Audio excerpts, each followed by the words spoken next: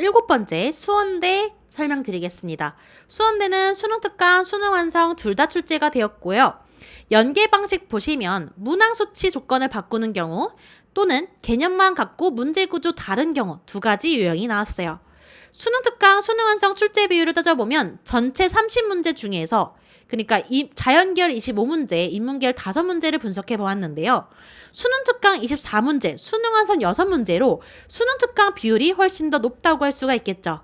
수능특강에서 예제, 유제, 레벨 1, 2, 3, 대표기출까지. 이번 연도에는 대표기출이 없어요. 수능특강에서는. 작년에 있었어서 설명드리는 건데 고르게 나왔다는 게 포인트예요. 예제부터 대표기출까지 고르게 나온다는 점. 그리고 수능완성 6문제가 수능완성이 유형편, 실전편으로 나눠져 있는데 유형편에서만 6문제가 나왔어요.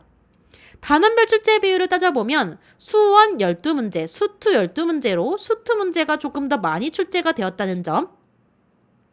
수학 문제 봐주시면 지수로그 6문제, 삼각함수 활용 4문제, 수열 귀납 파트 2문제. 지수로그가 조금 더 중요하다고 할 수가 있겠죠. 수투에서는 극한 연속 파트 4문제, 미분 7문제, 접분 7문제. 이 정도면 고르게 문제가 출제됐다고 할 수가 있어요. 분석 포인트 첫 번째, 일단 단순 식변형 문제가 출제가 되었어요.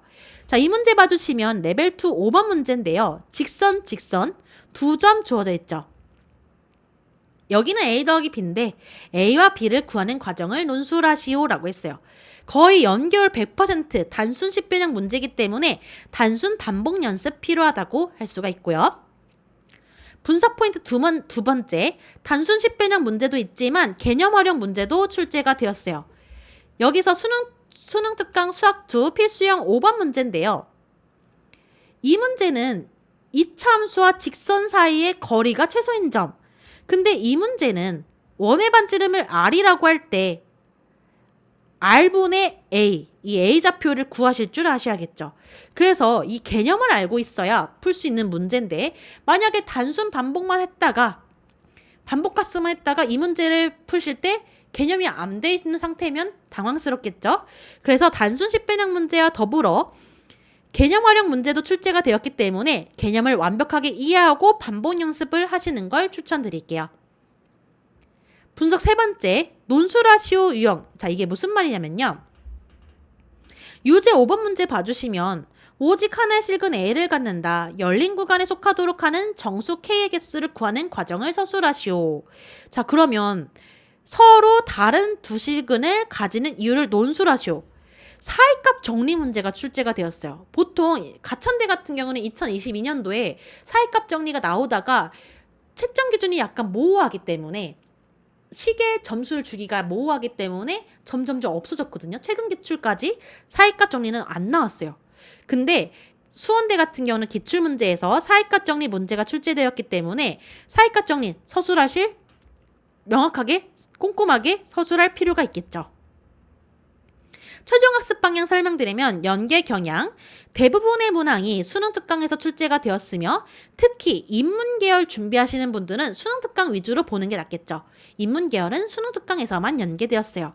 전체 연계율은 높은 편이지만 난이도가 그만큼 쉽다고 할 수는 없고요. 왜냐면 고르게 나왔죠. 수원 수투에서 고르게 출제되었으나 수투에서는 미분적분 파트가 비중이 다소 높다고 할 수가 있고요. 기출에서 다수 연계된 유형이 포함됐고요. 학습 포인트 3가지. 수능특강에서는 예제부터 레벨 2까지 확실하게 학습하고 레벨 그 중에서 비율을 따져보자면 레벨 2 문제를 조금 더 집중적으로 검토할 필요가 있어요. 작년에는 대표 기출 문제가 있었다고 말씀드렸죠. 올해는 대표 기출 문제가 수능특강에서 빠졌어요. 어쨌든 다 꼼꼼히 문제들을 푸셔야 되고 수학2 미분적분 파트에서 학습 비중을 조금 더 두고 기출변형 문제를 꼼꼼하게 풀이할 것.